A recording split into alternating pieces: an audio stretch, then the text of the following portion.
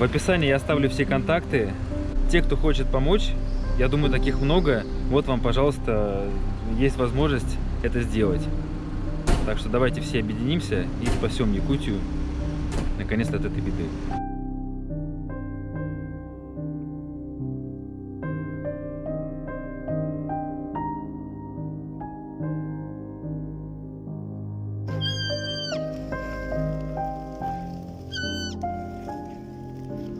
Дурачок, совенок, уходи оттуда. Кыш.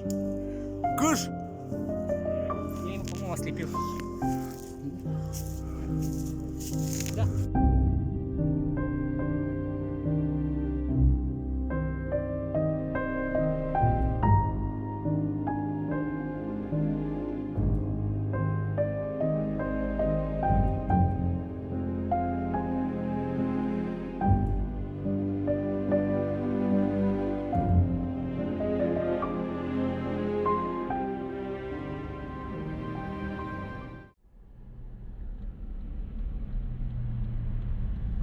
Якутск, 3-й или 4-й день в дыму.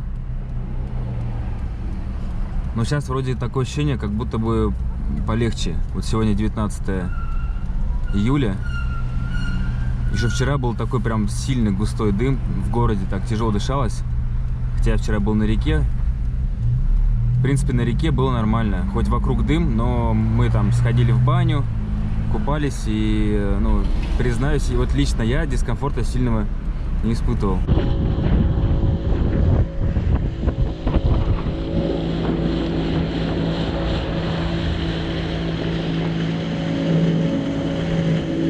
Сейчас просто ветер сменился. Потому что вчера ребята рассказывали, они ехали в одном месте и тоже чувствуют, что все хорошо. Казалось бы, здорово, неужели рассеялось? А потом приехали домой, и там опять стало тяжело дышать. Друзья, я вас приветствую в летнем Якутске. Сегодня у нас 19 июля. Тема у нас не самая простая этого видео, и может быть этих видео, не знаю. Пожары в Якутии. Ну, на самом деле, это трагедия. Сразу скажу, мне очень тяжело на все это смотреть, как и всем жителям Якутии, всем неравнодушным. Когда ты видишь, как полыхает лес, это, ну, не знаю, сердце, ну, как говорят, сердце обливается кровью. У меня есть опыт тушения пожара, там на КТМ, в устье КТМ есть видео, где мы там бегали, тушили с котелками. И действительно, это такое, ну, страшное чувство, чувство отчаяния, когда на твоих глазах вспыхивает и горит, ну, лес. Хотя там вот сгорел небольшой кусок, мы смогли его удержать. Но, тем не менее, вот я до сих пор это вспоминаю, и мне вот прям вот не по себе. Не подойти близко. Это же надо такая.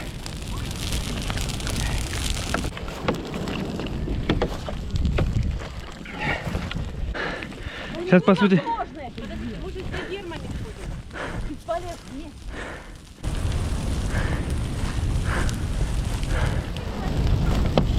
Вот так лезь струю, возьму по краю.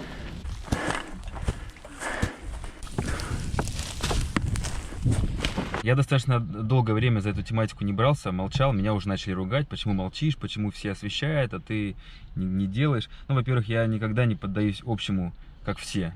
У меня такое внутреннее, вот прям вот, не знаю, может быть, я противлюсь даже это, когда что-то делают все, я этого уже не хочу делать. У меня, ну, это может быть, не знаю, мое внутреннее такое, не относящееся конкретно этой тематике, а в принципе в целом. Ну и второй вопрос, что это очень сложная тема, и к подобным темам надо браться, надо подходить достаточно серьезно.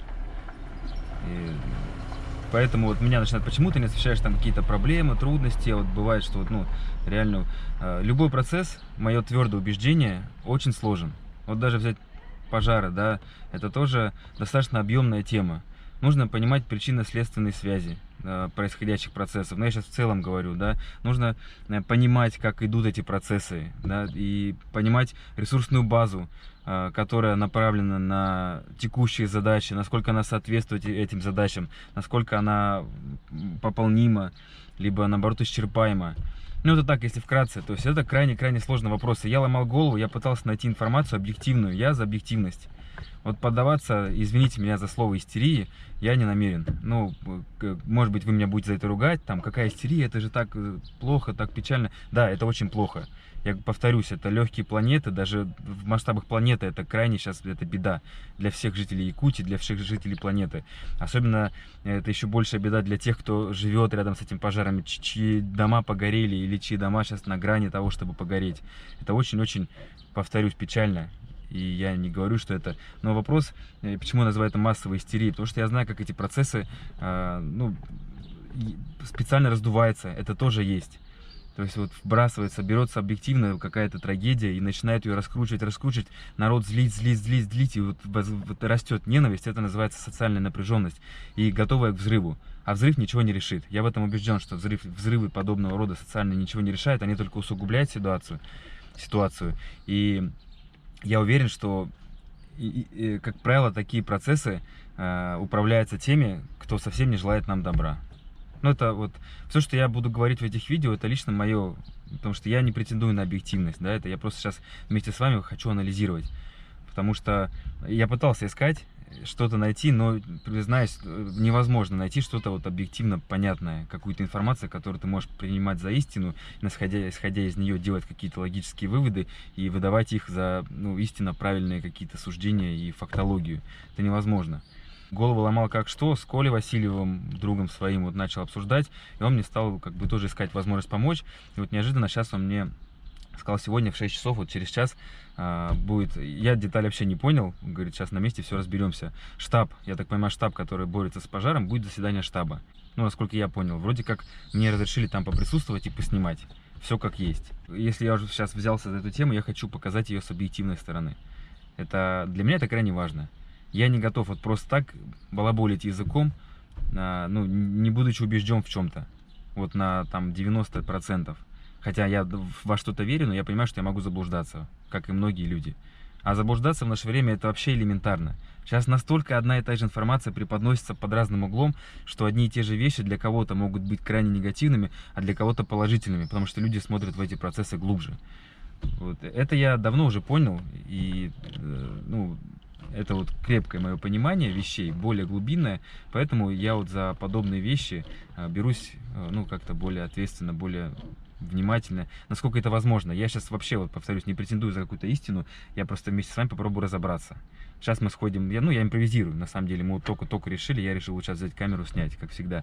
Мы сейчас попадем, надеюсь, на этот совет, послушаем, что там, я получу какую-то информацию, исходя из нее, я спланирую свои дальнейшие действия. Вот как-то так. А пока давайте, вот мы сейчас приехали на Тайло озеро. Я хочу просто, это центр города. Ну, хочу оценить. На самом деле, ну вот, дым стоял такой крайне тяжелый. Вот сейчас пока 2 дня сильный. Вчера, позавчера, 17-18 июля. Сегодня, вот как я вообще дыма практически не чувствую, это центр Якутска. Но он может идти в какую-то другую сторону. И вот по поводу вот этого, кстати, тоже вот задымления, я вот уже начал копать, нашел такую-то интересную информацию. Не знаю, насколько она объективна, насколько правдива, просто я нашел альтернативную точку зрения, которую никто не рассказывает. В общем, Александр Агафонов, он замглавы Россельхоза, я так понимаю, России. То есть он лично занимается вопросом. И, ну, вот я попробую его видео вставить, наверное, сюда все-таки. Я думаю, что это можно будет сделать. Как он объясняет про задымление, что, ну, дым сейчас идет с пожара с Горного Улуца. Село Магарас, по-моему, там очень такие сильные пожары, там вот сильно все горит. Они тушили пожар встречным палом. Не тушением всего там огня. Идет лесной пожар, направляет огонь навстречу, и все это затухает. Но, как он объясняет, там с годами на почве образуется там 25-30 сантиметровый слой иголок лиственницы, там различных сухостоя там. И пока это все не перетлеет, не выгорит, дым будет стоять. То есть с этим уже никак не справиться. Я объективно понимаю. Представьте, огромная территория, куча гектар, вот огонь уже потушен, все, там уже делать нечего. Но дым же это, как правило, не от огня. Сами вот представьте костер горит, дым не такой густой, но когда костер потух, идет густой дым. Вот мне это предположение, ну, эта информация кажется вполне логичной. Итак, хотелось бы дать некоторые пояснения. У нас часто транслируется площадь лесных пожаров. Площади мы не скрываем, и СДМ нам в помощь. Но вместе с тем, когда называются цифры 1000 гектар, 10 тысяч гектар, 100 тысяч гектар. Люди думают, что это одномоментно полыхает. Вот пожар. Вот его распространение. Здесь уже ничего практически не горит. Горит вот эта кромка. Людям надо это объяснять. Второй момент. Площадь, пройденная огнем, не равна площади погибшего леса. Зачастую огонь распространяется по ветровой нагрузке. Внутри пожара, как правило, остаются большие значительные участки местности, леса, в которые огонь не заходит. И только по проведении верификации, обследования определяется точная площадь. Это тоже, я хочу, чтобы наши жители нашей страны это понимали. И третий вопрос. Дым. У нас 150 по условиям метеонаблюдений лет такой погоды в Якутии не было. Дефицит осадков колоссальнейший. Можно прямо сказать, что с конца апреля месяца осадки практически не выпадали. Они были крайне незначительные. Например, лиственницы, иголки на 1 гектар 3-5 тонн в год. Это все опадает вниз. Условия вечной мерзлоты. Это успевает перегнивать? Нет. Подстилка в среднем 10-15 до 20 сантиметров. Пожар остановлен встречным отжигом. Пока вот это все не продымится по кромке, дым будет. Это данность, которая сегодня вот у нас здесь есть. Поэтому обращаюсь к гражданам. Понятно, что тяжелая ситуация, понятно, что сложная. Но делается все возможное, чтобы стабилизировать обстановку. Я отвечаю за свои слова. Может быть, там власти региона, власти федеральные могут гораздо больше, чем они сейчас делают. Я не знаю. И убежден, что большинство из вас тоже не знает.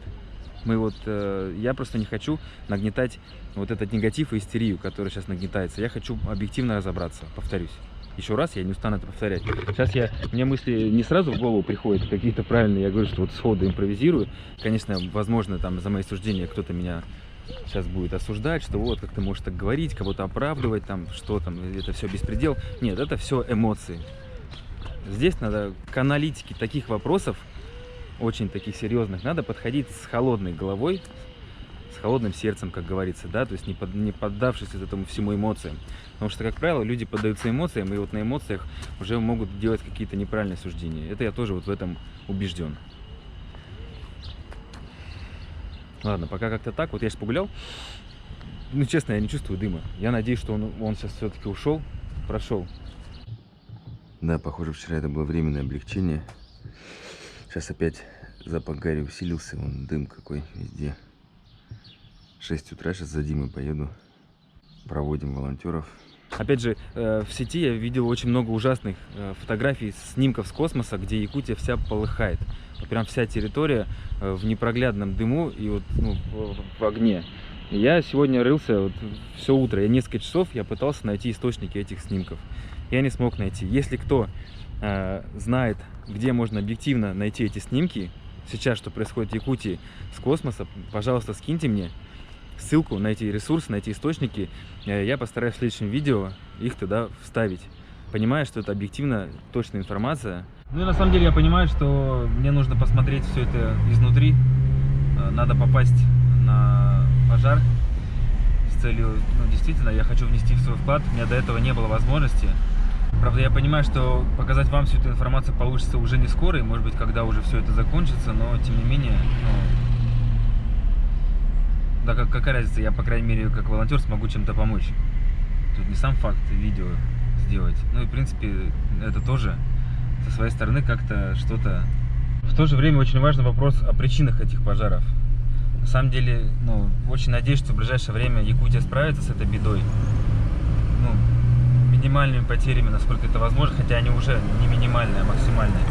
Но причина, многие это говорят, знают, есть видео, где нашли покрышку, поджоги. В принципе, я не знаю, у меня нету фактов, подтверждающих это, но я тоже склонен верить, что это все саботаж, поджог тех же людей, которые занимаются вырубкой леса.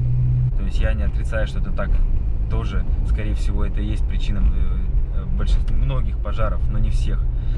То, что сухие грозы и молнии, это тоже То, что туристы костер, это тоже. Я же сам вот видел, как от маленького костерка разгорается огромное пламя. Это, ну, это совокупность причин. Конечно, очень печально, когда ты понимаешь, что у тебя в доме, у тебя на родине такое происходит, когда есть такие беспредельщики, другого слова просто нету, которые ради какой-то своей личной финансовой выгоды, какой-то прибыли готовы уничтожать просто планету. Вот если, не знаю, если вдруг кому-то из вас попадется это видео, просто вам на небесах точно воздастся. Где-нибудь, я уверен, 100% вам это все отразится в вашей жизни. Хотелось бы, конечно, чтобы ответственные были наказаны при этой. Но если этого не случится, знайте, что вам воздастся. Вселенная такого не прощает. Вот мы уже в штабе. Мы собираем объективную информацию просто обо всем. Это вот на добровольческие как бы... Это прям, да, люди просто привезли. Это получается вот магазин встречи принес, да, 20 лопат, ведра. Вот это вот просто женщина зашла, принесла молоко. Просто физические лица, да, как бы. Это вот он диспансер, получается, респираторы, видите, вон всякие гели от ожогов и так далее. Конкретно вот противогазы привезли, получается, с этими. Новые, да, все? Да, прям новые, с угольным фильтром и так далее. Вот. Что же неоценимая помощь? Сухпайки 20 штук, да? Ой, не 20, а 50, по-моему, даже. Кашки, да, тушенка. Вот ветераны МВД принесли вот берцы. Вот видите, носки, футболки. Ну кто что может, да, что самое такое может. Это только необходимое. начало. Это только начало. Много таких этих организаций выходят. И юридические лица, которые готовы деньгами помочь. То есть на эти деньги мы уже будем закупать, так сказать, эти снаряжение для добровольцев, которые будут выезжать. А вот ходит информация, что миллион уже собрали. Это вот, да, это блогер же, вот получается Галя Виноград, там еще кто, их же много, вот Скалонидзе и так далее, они вот собрали 1 миллион с лишним рублей, у них, по-моему, вот в 6 часов вечера сбор закрывается, типа, и вот они на эти средства тоже будут закупать. Сегодня тоже уехали группа, да, там это получается, я вот сейчас и говорю же, сейчас хаотично начали все создаваться, сами, самоорганизуются. Центр здесь? И теперь вот, да, сегодня вот, получается, все, еще вчера, получается, да, Дима? Вчера еще вот решили, собрались «Опора России», общественное экологическое движение «Сохраним природу Якутии», да, вот они объединились и создали уже вот одну организацию, так сказать, да, и сегодня вот все подключились, общественная палата, вот мы. А это первое такое собрание у вас? Вот, да, сегодня сейчас вот в 6 будет общее первое собрание такое, общее всех, которые будут работать. Кто здесь. готов участвовать, Да, да? кто То есть, готов. по сути, так активно добровольцы относительно недавно, да, вот активизировались? Нет, почему? Они уже были, они уже были, давно, они раньше уже были, были. но хаотично. На самом деле, Просто- очень много. Видите, просто до этого люди.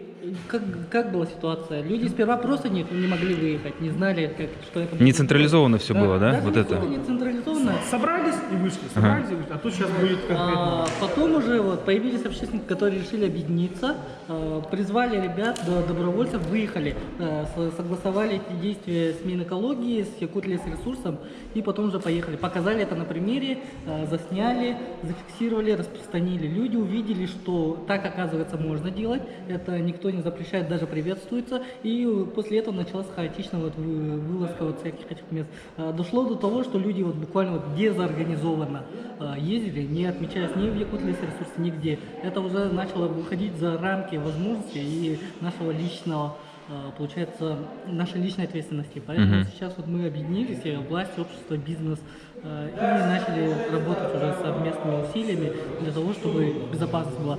До этого непосредственно пожары ведь начались еще в начале июня. Непосредственно на слегах жители сами уже добровольно выходили. Это не обсуждалось даже у них. Просто вот приходили, объединялись, тоже Собирались, и непосредственно у себя на слегах работали. Поэтому добровольцы работают давно. В некоторых системы уже налажены, в некоторых на деревнях на слегах. Нет, смотрите, Июнь, все, пора выходить. Июль, все закончилось, мы уже на сено. Ага, да. А сейчас вот уже, когда вот мы сейчас объединяемся в штаб, мы уже начинаем кабинет работать для того, чтобы фиксировать, где очаги, какова реальная ситуация, сколько там добровольцев, волонтеров имеется и куда дальше забрасывать людей, чтобы не разрасталось куда в больших размерах.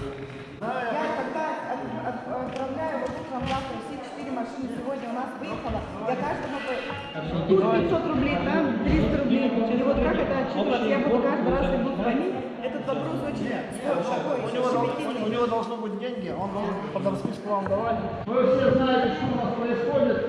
Я вам хочу представить вот, Гульнару, человек, который набирает добровольцев. Общественники собрались и решили создать как бы, ну, никому не нравится, но вы же видите, что творится, да? А люди хотят, энергия есть, хотят помочь конкретно. По этим направлениям координаторов избрать. Потому что и вы должны понимать, что эти координаторы, они спать не будут, то есть нагрузка вообще мощная. Кто-то из вас может спать и сделать. Нам самое главное сейчас надо распределиться фронтом работы нашей, потому что до этого времени, я вот уже услышал, всю эту работу делала вот Гульнар практически сама. Ну, Она я и- не только, я одна не Да, нет, там же много было, да. сидят, вот. Да, вот. Анечка сидит, такие сидят. Да, вот видите? Альберт подойдет, да? Только они это не делали, на самом деле это очень сложная работа. С завтрашнего дня здесь начнет работу колл-центр. Две линии уже выделили, получается, два телефона будут сидеть с 9 утра до 9 вечера, то есть будет принимать заявку как раз таки от желающих. Человек пришел, который пожалуйста, все, молодец, садись. Да. Вот, Марк подошел, он говорит, я готов хоть завтра выехать. То есть, Непосредственно был, да. Не знаю, это насколько у нас может в общероссийском плане увеличиться. Понимаете, мне уже звонят и с других регионов России, с предпринимателями, например, с населением, которые финансово это, потому что мне, например, вот 100 рублей бабушки кидают, да, и так далее. Я буду, мне просто еще, я не садилась, но я 20 лет в органах отработала, извините, мы отборный материал, да, это вот нас отбирали, там, вплоть до 4-го поколения проверяют на наличие там судимости родственников и так далее и подобное. Мы люди чести, как бы, грубо говоря, да, поэтому у меня каждая копейка будет отчитана. И еще самое главное, тут надо взаимодействовать с оперативным штабом республики. Это главное. Что скажи, бывшие мои коллеги, ну вы же тоже немножко помогли, да? Мы должны успеть в 8 часов в магазин. Палатки еще хотите взять, да? Да. Гильдия риэлторов, вот, Да. молодцы, тоже привезли.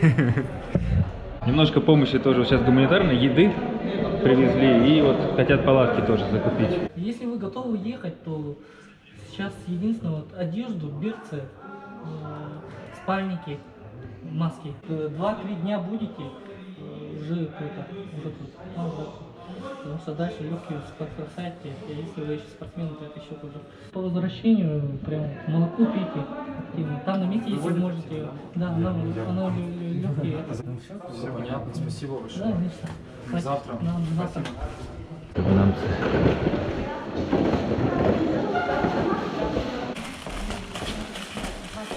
Вот штаб волонтеров гражданской авиации Якутии. Вот то, что ребята говорили, с торца здания, это Орджоникидзе 10, со стороны улицы Курашова. Вот вход с торца здания. Здесь для тех, кто захочет что-то принести, прийти лично, что-то спросить. Я так понял, что вот отсюда вход можно будет.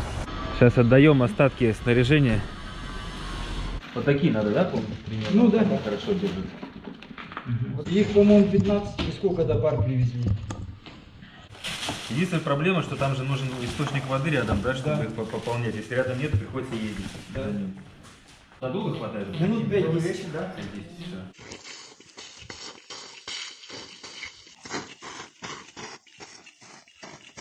Это сварочные. Вот у меня такие две пары Вот, дома тоже. я вот хочу эти взять. вот, и у меня вот красная пожарная лопата советская, которая всем понравилась, она острая и Там можно качество. если что, схватить горящее. Да, кинуть. да, да. Это же вообще они 9 штук получается. Да, и еще туда несколько Уже коробок загрузили. туда уже машину положили. И распределили между нациями и между горными. Ну, вот Гульнара сама вот сейчас вечером распределяла. Экипировка и так далее, да, нужна помощь, получается. Деньги собрали, а дальше уже проблема в том именно в закупе, потому что мы же просто собрали деньги, мы не знаем, что закупать. Да, то есть и здесь тоже как бы я понимаю, что ребята на пожарах, там они где-то не могут ответить, эти деньги как бы над душой висят, и то есть понятно, что людям-то нужен отчет, который все вот это тысяча или сколько там людей скинулось и собрала, да, то есть. Спальные мешки, ребята, у многих нету. Да. Да, и принесли еще подушки, одеяло, там тоже же актуально. Приехали обратно в штаб. Ребята вообще молодцы. Спать, походу, вообще даже не собираются. У них там еще дел. Завтра, по идее, они там... Ну, вот я договорился. В 7:30 я заберу Диму. Приедем сюда к утру. Завтра машины отправляются 2, они же должны все это подготовить к отправке. Поэтому вот они сейчас... А Вон они там. будут разве брать продукты из штаба? Завтра с 8 вот они в Тамерлане сбор у нас. Блин, ты чего? Я сказал, что ли? Да, похоже, вчера это было временное облегчение. Сейчас опять запах гари усилился, вон дым какой везде. 6 утра, сейчас за Димой поеду. Проводим волонтеров в Намце. Угу, да, гарь стоит. Да, город сегодня опять заволокло. Я даже вот окно не открываю, неприятно. Опять гарь вернулась. Получается, ветер просто немножко изменил направление, временно там дым в другую сторону пошел. А так-то сейчас дымит и дымит еще. Да, рано я вчера порадовался. Сегодня уже совсем нехорошо. Там, ну, видно, что такое. Гарь стоит. Смог. Вон Дима опять в строю. Сколько поспал сегодня? Часов 3, по-моему, 3. где-то поспал. Там у нас, получается, были эти еще организационные моменты, вот как я домой приехал. Какой день ты так? Так, с прошлой пятницы, 5-й день. Вот так вот спишь вообще по 3 часа? Да, так, в общем-то, 3 часа, и, получается, активно сейчас вот по всему городу выезжаем, и за город активно вот и ездим. Ну ничего. Да. Ну, главное, что ты бодрячком, да? И это... Да, главное держится сейчас того, что пока энергия есть. А там Давай, держись. Как смогли собрались, да? Как зовут вас, парни? Егор зовут. Егор? Аял, да? Вообще, на самом деле, резко приняли решение, вот буквально вчера. Да? Да, и вот быстро-быстро все, что смогли собрать. Вступили в группу, узнали информацию. И сразу же поехали. Вообще, конечно, планировал свой отпуск во Владивостоке справить, но я подумал, что лучше поехать и помочь своей республике. То есть сейчас ты в отпуске, да? И отпуск сейчас на пожарах. Ну правильно, да, молодцы, ребят. Вам только уважение, что могу сказать. Рад вас показать хотя бы немного. Так, тогда может быть не собрать и покуда автобус поедет, и там Ну, почти все в сборе. Какие вопросы сразу? Матвей Семенович, на костюра?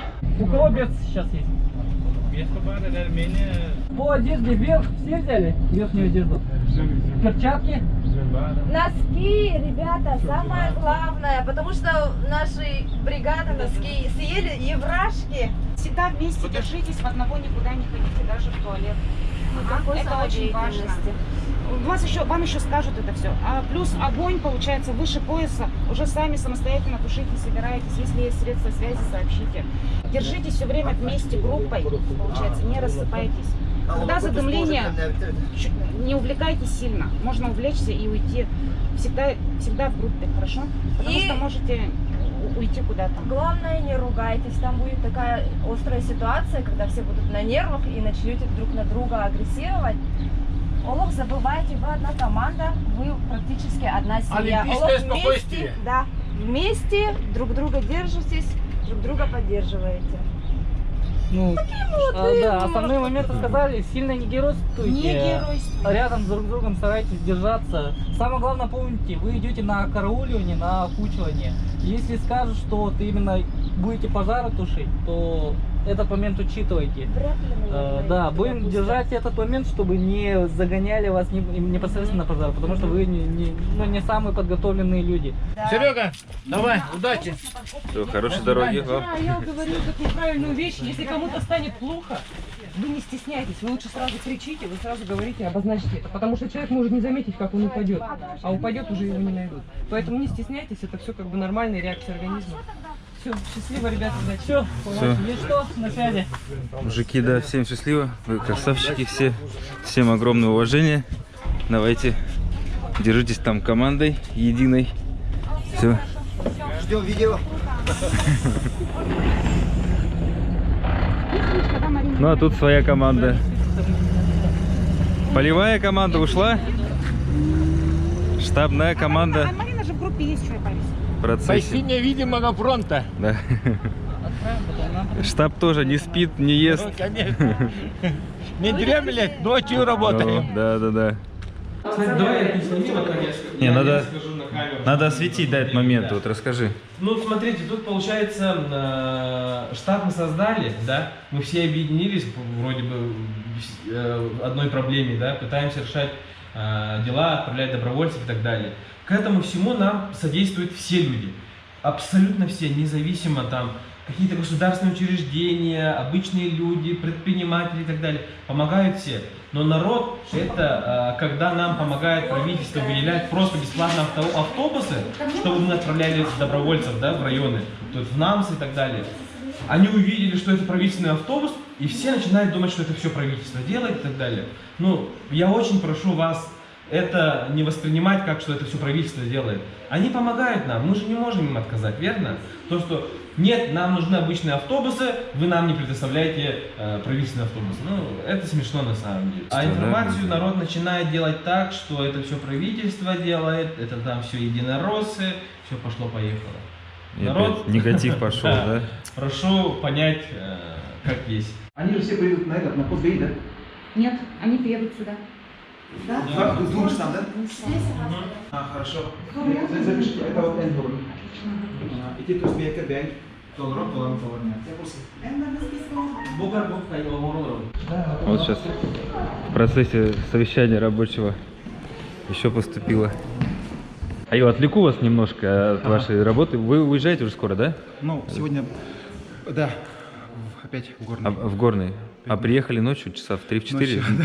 Я вчера про вас много слышал, вот все говорили, что я так понял, что вы в полях, вы координатор штаба, вот очень много для штаба делаете, как я сейчас изнутри вижу, и при этом вы в полях находитесь, то есть вы всю установку видите своими глазами. Непосредственно вы тоже принимаю участие. Ну вот, в тушении, да. То есть, ну, потому что я должен знать, чем живут наши добровольцы.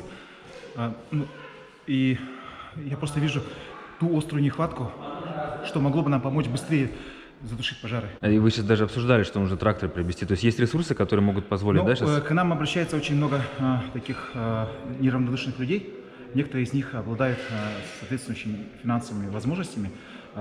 Мы просто можем предполагать, что они могли бы этим, в этом поучаствовать, скажем так. Потому что у нас есть, допустим, несколько крупных предприятий, допустим, которые занимаются продажей автозапчастей. Может быть, они действительно хотели бы более весомые вклады вносить. Тогда мы могли бы эти усилия объединить. Именно на базе нашего штаба. И как бы та мечта о тракторе, она могла быть реальностью. Как бы, максимальную пользу получается. Да, я думаю, самая основная моя задача и задача моей команды это мобилизовать, объединить маленькие крупицы этих желаний, добрых намерений, каких-то сердечных прямо. В один большой поток помощи, в один такой мощный поток, который мог бы что-то решить. Надеялся, что отзовутся люди, да? И как бы, я же знаю, жители Республики Саха, они очень такие добрые и отзывчивые. Любят свою родину. Да, неравнодушные, да, и природу свою любят, поэтому я предполагал, что будет так же много желающих. Вы видели бы ребят, которые на месте с огнем борются. Я ими восхищаюсь. Я восхищаюсь теми, кто здесь в Якутске работает. Гульнара, Евдокия, Анна, Дмитрий. Вот это ребята, которыми я тоже... Альберт. Это ребята, которыми я тоже восхищаюсь. Они делают все, что от них зависит. Сейчас мы создали штаб. Значит, там Александр Витальевич Жураковский. Я его просто знаю как хорошего организатора. Мы с ним очень много больших крупных мероприятий проводили, поэтому мы с радостью сейчас вместе сотрудничаем. И я думаю, что мы с Общественной палатой так сейчас будем плотно сотрудничать. И с министерствами, с ведомствами. Я думаю, что вот эта связка, вот этот момент, когда мы можем просто объединиться. Слушайте, признаюсь, я восхищен ребятами. Я побыл прям вчера, сегодня, внутри всего этого процесса. Думаю, видео это будет достаточно длинным, потому что, тут надо именно побольше этих моментов, побольше того, что они говорят, что обсуждают. И я вижу, что это никакая не показуха, это все искренне у ребят, они отдают по все силы просто. Нет слов, ребята молодцы, я очень рад, что так они организовались, организуют людей Думаю, что это будет, ну, реально очень весомый вклад в то, чтобы наконец-то эту ситуацию погасить пожары, чтобы наконец-то люди смогли вздохнуть свободно, без этого дыма, смога. В описании я оставлю все контакты. Там, я думаю, что и реквизиты тоже они должны скоро подготовить для того, кто хочет оказать помощь. Любая помощь, они рады ей. Это просто финансово, что-то принести, вещи. Вот здесь у них штаб, я вчера показывал, что вот, можно просто прийти, принести, можно позвонить, спросить, что нужно, привезти именно вещи, то есть либо самим поучаствовать в тушении, там добровольцев они постоянно собирают. Те, кто хочет помочь, я думаю, таких много, вот вам, пожалуйста, есть возможность это сделать. Так что давайте все объединимся и спасем Якутию наконец-то от этой беды.